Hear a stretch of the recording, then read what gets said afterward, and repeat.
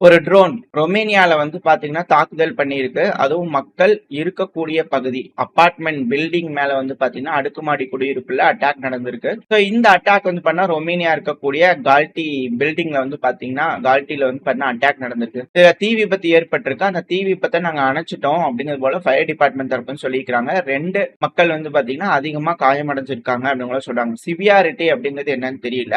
ஏன் இந்த இடத்துல தாக்குதல் நடந்திருக்கு, அங்க யார் இருக்காங்க, ஏதாவது ஒரு ஸ்பெசிபிக்கா டார்கெட்டட் அசாசினேஷனா இல்ல யார் அனுப்பிச்சது அப்படின்ற கேள்விகள் எல்லாத்துக்கும் ரொமேனியா தரப்புல முற்றுப்புள்ளி வச்சிருக்காங்க. ரொமேனியாக்குள்ள ஒரு ட்ரோன் போயிருக்கு. அந்த ட்ரோன் ரஷ்யாவில இருந்து ஏவப்பட்டிருக்கு.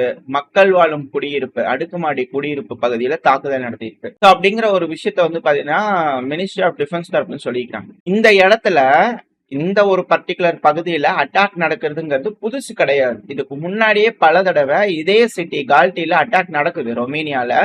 அதுவும் குறிப்பா ஏப்ரல் 25 பாத்தீங்கன்னா இதே போல ஒரு ட்ரோன் வந்தது அப்படிங்கறது போல ரிப்போர்ட் பண்ணாங்க. ஏன்னா ஆக்டிவா நாட்டோவோட ஏர் போலீசிங் இந்த பகுதியில அதிகமா இருக்கு.